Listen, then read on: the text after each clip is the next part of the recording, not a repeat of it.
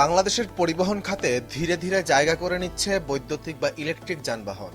একসময় দেশে ইলেকট্রিক যান বলতে শুধু ব্যাটারি চালিত অটোরিকশা বা ইজি বাইককেই বোঝানো হতো, কিন্তু এখন সেই চিত্র বদলাতে শুরু করেছে। ব্যক্তিগত ব্যবহারের ইলেকট্রিক কার, মোটরসাইকেল, স্কুটার, থ্রি হুইলার, এমনকি পণ্য পরিবহনের জন্য ইলেকট্রিক ভ্যান ও ট্রাকও বাজারে আসছে।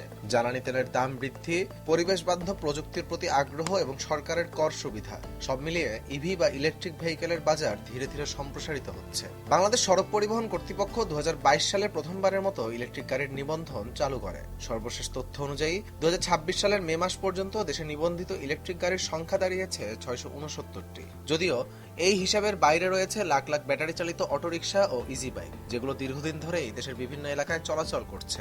বিশেষ করে জেলা শহর ও গ্রামীণ অঞ্চলে এসব যান এখন সাধারণ মানুষের অন্যতম প্রধান পরিবহন মাধ্যম।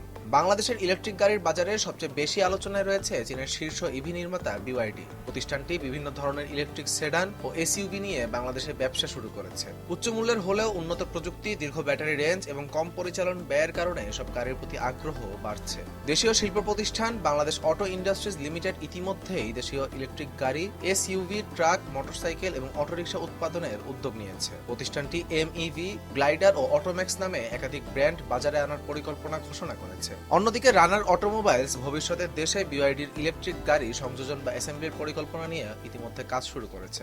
শুধু গাড়ি নয়, দুই চাকার যানবাহনের বাজারেও ইভির বিস্তার শুরু হয়েছে। দেশের বিভিন্ন প্রতিষ্ঠান ও আমদানিকারক কোম্পানি ইলেকট্রিক মোটরসাইকেল ও স্কুটার বাজারজাত করছে। একই সঙ্গে Akij motors electric autorickshaw, electric motorcycle এবং লিথিয়াম ব্যাটারি নিয়ে বাজারে কার্যক্রম পরিচালনা করছে তারা। এছাড়া বিভিন্ন প্রতিষ্ঠান পণ্য পরিবহনের জন্য ইলেকট্রিক কার্গো ভ্যান এবং ছোট ট্রাকও বাজারে আনছে। বিশ্বব্যাপী ইলেকট্রিক যানবাহনের সবচেয়ে বড় বাজার এখন চীন। সেই প্রযুক্তি ও বিনিয়োগের প্রভাব ধীরে ধীরে বাংলাদেশেও পড়ছে। বিশেষজ্ঞদের মতে আগামী কয়েক বছরের মধ্যে ব্যক্তিগত গাড়ির পাশাপাশি বাণিজ্যিক পরিবহনেও ইলেকট্রিক যানবাহন ব্যবহারের উল্লেখযোগ্যভাবে বাড়তে পারে। তবে সম্ভাবনার পাশাপাশি রয়েছে বেশ কিছু চ্যালেঞ্জও। দেশে এখন পর্যন্ত পর্যাপ্ত ফাস্ট চার্জিং স্টেশন নেই। অধিকাংশ ব্যবহারকারীকে বাসা বা নিজস্ব প্রতিষ্ঠানে চার্জের ব্যবস্থা করে নিতে হয়। এছাড়া ব্যাটারি পরিবর্তনের উচ্চ খরচ, ব্যাটারি রিসাইক্লিং এর সীমিত ব্যবস্থা, দক্ষ টেকনিশিয়ানের অভাব এবং দীর্ঘমেয়াদী নীতিমালার ঘাটতি ইভি খাতে বড় বাধা হিসেবে দেখা হচ্ছে।